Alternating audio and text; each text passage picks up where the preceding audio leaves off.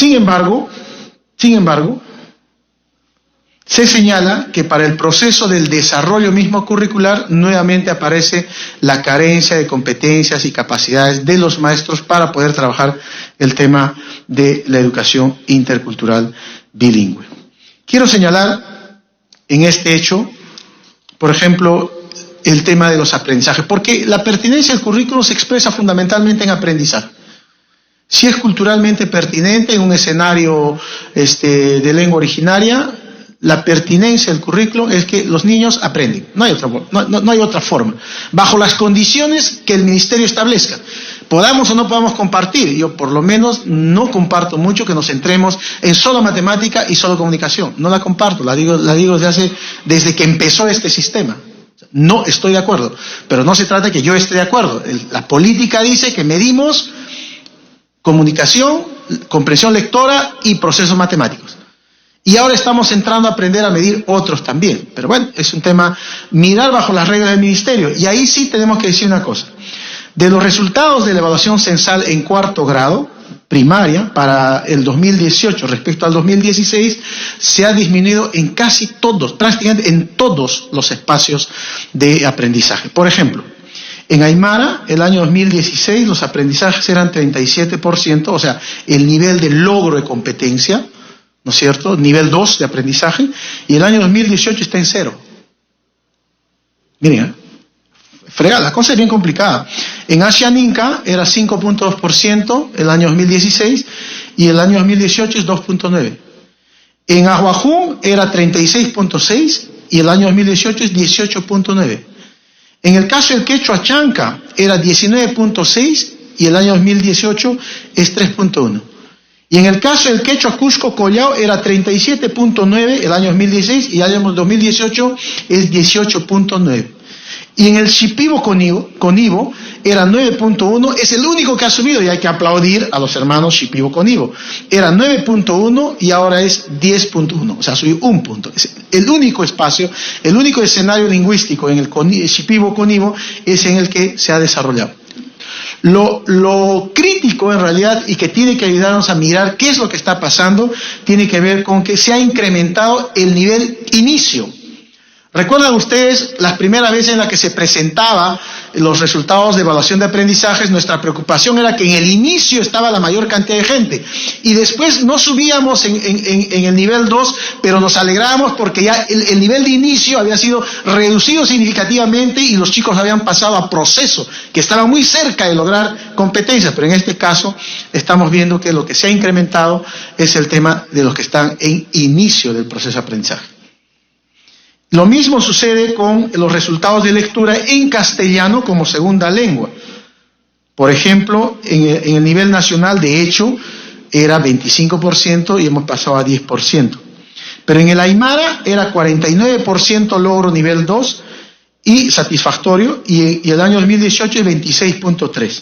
Asianinca de 17.8 a 4.5, Ahuajún de 7.7 a 2.1, Quechua Chanca de 34.4 a 21.7, Quechua Cusco Collao de 34.4 a 18.1, Shipibo Conibo de 9.5 a 6.9. De igual forma, lectura en competencias, castellano como segunda lengua, se incrementa el nivel de inicio del proceso de aprendizaje. Algo está sucediendo y eso obliga, no una censura, obliga un cuestionamiento propio, es decir, a ver, ¿qué es lo que está pasando? O eventualmente, ¿cómo en realidad tenemos que retomar y repensar esta situación? No sé si me olvido alguna cosa más, al final voy a lanzar las preguntas muy rápidamente. Y el otro punto es clave que tiene que ver con el eje de formación inicial y servicio docente en educación intercultural bilingüe. Previo quisiera destacar un hecho anterior, si me permiten. Sí ha avanzado el Ministerio de Educación en, digamos, la generación de textos escolares como herramientas del trabajo pedagógico del maestro, ¿de acuerdo? Como maestro y como profesor quiero dejar bien en claro que el texto no sustituye al profesor, ni lo desaparece, ¿de acuerdo? Tal vez malas interpretaciones, tal vez declaraciones salidas de contexto nos han hecho obligar a creer y a imaginar que alguien dijo que el texto sustituye al profesor, es una herramienta, tal vez una de las herramientas más importantes para el desarrollo del trabajo pedagógico en el aula y eventualmente una herramienta fundamental para que el niño, la niña y el adolescente pueda tener la seguridad de que puede continuar aprendiendo con autonomía. Ese es un texto escolar. ¿De acuerdo? No sustituye ni borra al profesor, que es una herramienta imprescindible para el desarrollo pedagógico y académico y los aprendizajes de los niños, niñas y adolescentes, en cualquier modalidad de aprendizaje, incluida la educación a distancia. Eso quiero dejarlo bien claro. Y entonces viene el siguiente eje que tiene que ver con la formación inicial y en servicio a los docentes EIB. Y acá sí es una cosa bien interesante que hay que empezar a mirar. De los 98.104 maestros que están en escuelas de educación intercultural bilingüe, ¿no es cierto?, se dice que con formación pedagógica del nivel inicial, solo el 1% llega a esta situación. Para la meta del ministerio, y ahí es donde queremos decir qué podemos hacer en conjunto para ayudar a alcanzar la meta, pues la meta era el 26%. Entonces estamos teniendo ya una línea de base, ¿no es cierto? Estamos hacia el 1%, pero la meta es 26% al 2018. Todavía estamos a tiempo. Pero sí queremos decir que hay una buena determinación de jóvenes peruanos, por lo menos 5.694 jóvenes peruanos que han decidido ser maestros y maestras de educación intercultural bilingüe. Y ese es un acto generoso de la juventud por decir, yo voy a dar mi vida al país a través de ser maestro intercultural bilingüe y por tanto uso oportunidades que el Estado me está dando, una nueva oportunidad de una especialidad básica, fundamental para la educación del país, que es ser maestros interculturales bilingües. Hay 5.694 jóvenes en 14 universidades del país y 38 institutos de formación pedagógica estudiando para ser maestros. Pero ellos viven una dinámica mayor en su proceso de formación. Y en ese proceso de formación los jóvenes interpretan, entienden y seguramente también nos van a alcanzar sus conclusiones. Después, porque las tienen prevista, es que aún el Estado peruano, no por visualizar Ministerio de Educación, ¿qué estás haciendo? No en esa lógica. El Estado peruano, representado por el Ministerio de Educación, todavía no ha encontrado la forma de acompañar y monitorear este proceso de forma pertinente. Porque los jóvenes están diciendo que sus maestros no son maestros, por lo menos no todos, no son maestros que tengan por lo menos la seguridad de que la cultura es fundamental. 2, que no son especialistas en educación intercultural. 3, que no conocen la lengua. Y en tanto no conocen los procesos de pensamiento del niño, de la niña en un escenario cultural X.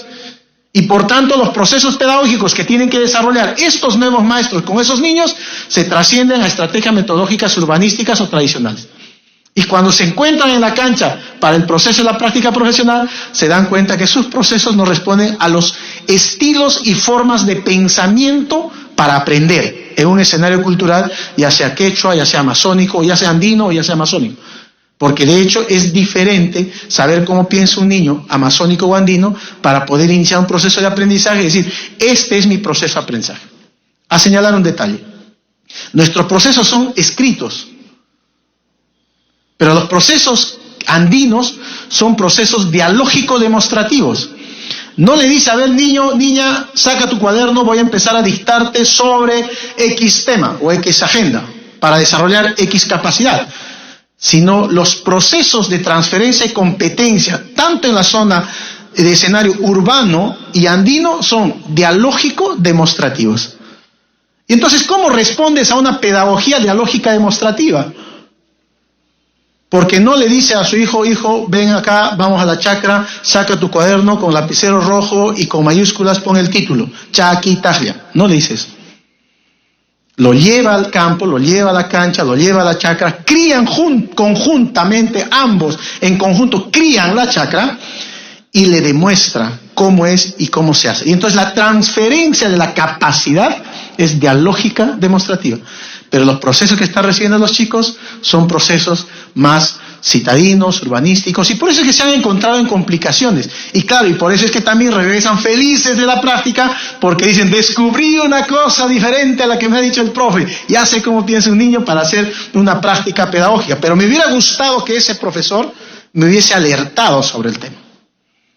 O sea, hay un tema bastante interesante aquí en el que tenemos que trabajar. Y claro está, desde el punto de vista de los maestros que enseñan, a los jóvenes que van a ser maestros, también hay algunos hallazgos. Ellos dicen, por ejemplo, no es justo que los jóvenes que están estudiando para ser maestros de educación intercultural bilingüe no accedan a los textos que el Ministerio de Educación usa en el aula para ser analizados en el proceso de formación y cuando se encuentren en el contexto de aula sepan de qué están hablando. Entonces exigimos, dicen los jóvenes, que el Ministerio alcance a nuestras universidades, a nuestros centros de formación pedagógica, esos textos para que nosotros los sepamos, los conozcamos, los miremos, los revisemos y sepamos cómo utilizarlos. Pero también los maestros dicen que los formadores de estos nuevos maestros no acceden o les gustaría acceder a los procesos de capacitación común que se desarrollan en las UGELs para los maestros que están en la EIBEA. Porque quisieran saber cuál es la lógica del pensamiento del Ministerio de Educación. Aparentemente esto estaría determinando disculpen el término por no encontrar otro, un abandono del formador de maestro en proceso inicial, ¿no? Entonces, si el Ministerio tiene la política, entonces debería acompañar en ambas cosas. No voy a decir más, creo que a través de las preguntas que voy a señalar se pueden establecer, solamente decir lo siguiente. Según el Ministerio de Educación necesitamos 14.000 maestros de IB. Y lo que están haciendo las universidades y los pedagógicos es graduar 1.400 por año. Eso significa que en 10 años recién vamos a cubrir la brecha de maestros de educación intercultural bilingüe, ¿no? Hay que mirarlo bien. Pero además, los jóvenes que estudian señalan un hecho bien importante. Identifican al PRONAVEF como una herramienta y como una oportunidad interesante e inteligente para poder acceder a educación superior, pero además para poder ser maestro intercultural bilingüe. Pero reconocen que en el PRONAVEF hay algunas limitaciones y algunas dificultades. Uno, la selección adecuada de la universidad o el pedagógico en el que se genera la oportunidad. O sea, ahí, fíjense, ahí hay que chequearlo un detalle. Quiere decir que el Ministerio o el PRONAVEF o el Ministerio a través del PRONAVEF tiene que mirar con mayor detalle, rigurosidad, cuidado, inteligencia, razonabilidad, justicia a qué universidades son las que abren las puertas para la oportunidad de ser maestro intercultural bilingüe. No voy a criticar más ahí, pero creo que hay un tema clave que hay que entrar. Y un punto clave que el Ministerio, que el PRONAVEF no lo ha visto, pero que tiene que verlo, que tiene que empezar a ver, tiene que ver con la conclusión del proceso de formación inicial de los jóvenes. Porque ahora las universidades le están diciendo, a partir del ciclo 10, no hay grado si no pasas por un proceso de complementación académica, curso de nivelación, que es la tesis prácticamente. Y eso cuesta entre 3.000 y 5.000 soles por estudiante. Y el PRONAVEF no lo garantiza. Y los jóvenes han dicho, no me voy a poder graduar. O sea, hay que mirar. Hay que hacer, el Congreso tiene que hacer algo, tiene que firmar algo, tiene que aprobar algo, tiene que hacer una iniciativa legislativa. De eso se trata. Si eso es lo que hay que hacer, si por ahí es la ruta, por ahí caminemos en conjunto. Pero hay que mirarlo sin descuidarlo. ¿No es cierto? Porque sería una gran inversión que no se concreta. Y estos jóvenes jamás van a acceder a la escuela porque ya sabemos todos que para ingresar a la carrera pública magisterial se requiere el título pedagógico. ¿No es cierto? Y si no, van a ser parte de estos 13.000 maestros que van a entrar a un nuevo proceso de formación o complementación académica, como decíamos antes, maestros de tercer nivel, y ahora el Ministerio tiene que desarrollar una propuesta por ley, que también estamos trabajando, para que estos maestros que ya están en las escuelas, que no son profes, sigan el proceso de profesionalización y se gradúen. Entonces los chicos regresarán al punto cero y volverán a iniciar el proceso. Sería absolutamente injusto para el país y para los jóvenes por el tema de recursos. Cierro en realidad con el tema de gestión descentralizada. Hay muchas más que hay que decir, creo que ya me está poniendo tarjeta roja acá Reinaldo, pero el tema de la gestión descentralizada es el menos avanzado. el menos avanzado. Hay una sensación de recentralización de todo, ¿no es cierto? Y hay un problema muy serio. Por ejemplo, se preveía que por lo menos 14 UGELs deberían entrar en la lógica de la gestión descentralizada de la educación intercultural bilingüe. A la fecha no hay ninguna. No hay ninguna. ¿Por qué? ¿Qué ha pasado? ¿Son recursos? ¿Son capacidades? ¿Qué es lo que está sucediendo? Pero se dice que hay 4 que están en proceso, ¿no? Se dice que hay 4 que están en proceso, pero en realidad no hay fe, no hay. El otro indicador de gestión descentralizada es que las instituciones educativas cuentan con una propuesta de gestión escolar para la EIB. La meta prevista del ministerio era 12%, es decir, 3.200 y pica escuelas más o menos. Pero a la fecha no hemos encontrado información sobre el tema. Solo una experiencia de modelo pedagógico intercultural en una UGEL, pero que todavía no es oficializada, que es en la UGEL Quispicanchi, creo.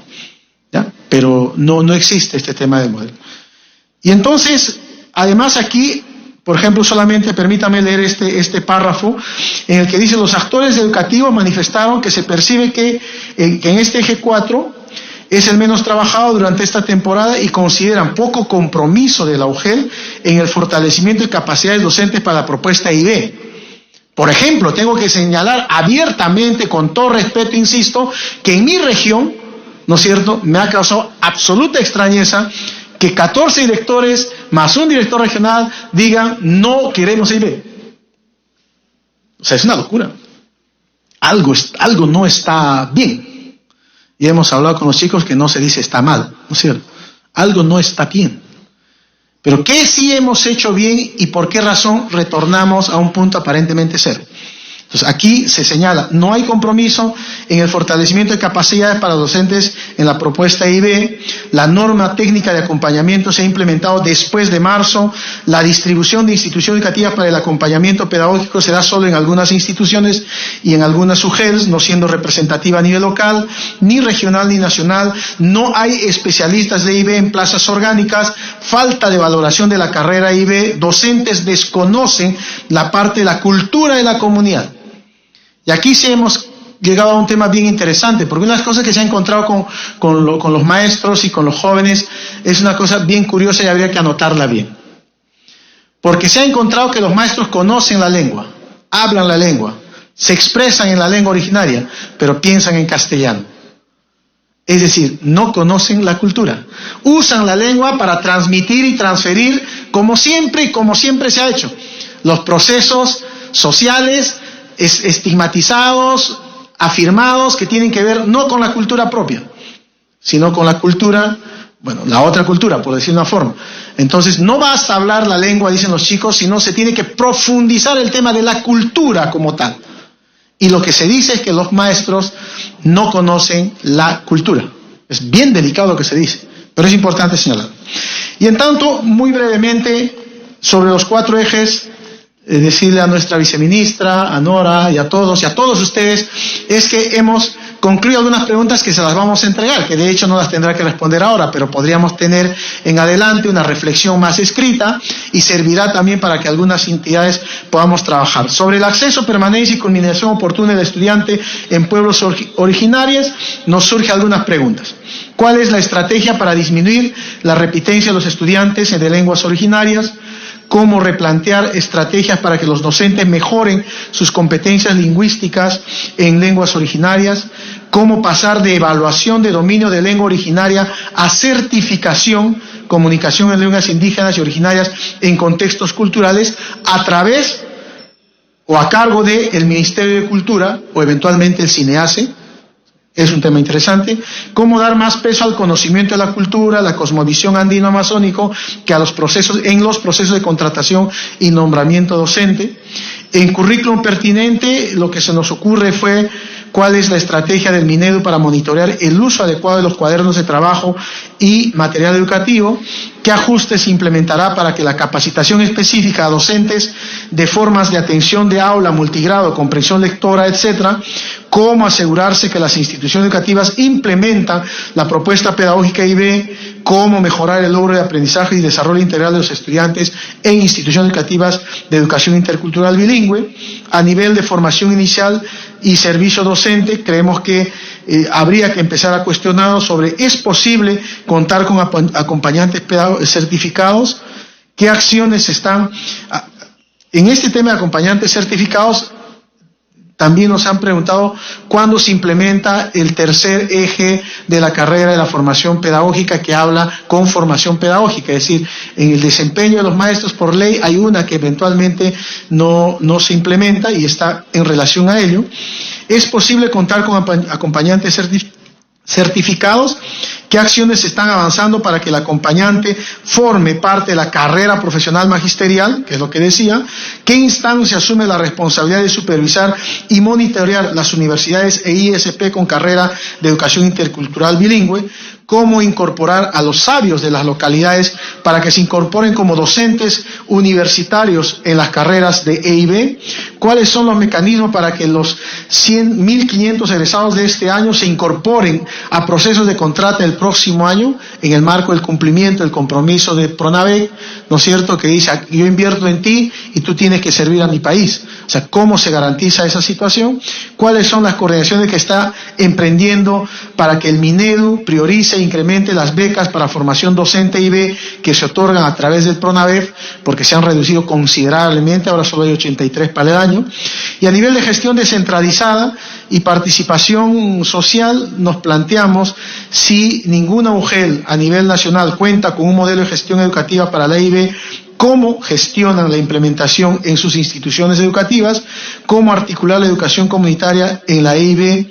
Seguirá siendo la percepción de que hablar la EIB en el Minedu solo corresponde al piso 9, como en términos de interculturalidad del Minedu, es decir, ¿esto es solamente de un piso de especialistas del Minedu o es para todo el Minedu? Así lo decían en concreto, solamente aquí está adornada.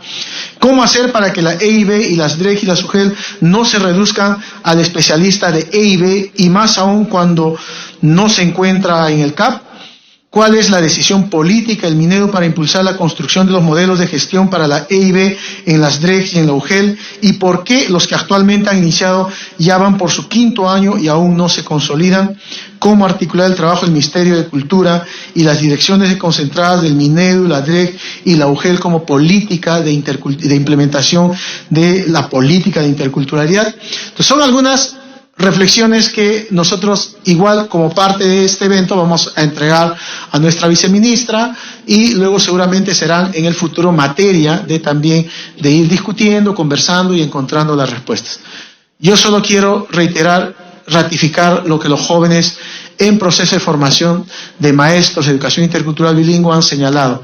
Primero, ¿por qué reducir el tema de la educación intercultural bilingüe a un hecho marginal y de pobreza? ¿Y por qué no existe una decisión política de que la cultura efectivamente sea la herramienta fundamental, la identidad, para poder transformar los procesos de las personas? Entonces, con esto yo les agradezco vuestra tolerancia, me he excedido mucho en el tiempo, pero creo que era justicia presentar lo que hasta el momento hemos encontrado, que espero sea solo parte de un proceso más largo que tenemos que acompañar todos y todas al Ministerio de Educación. Muchísimas gracias.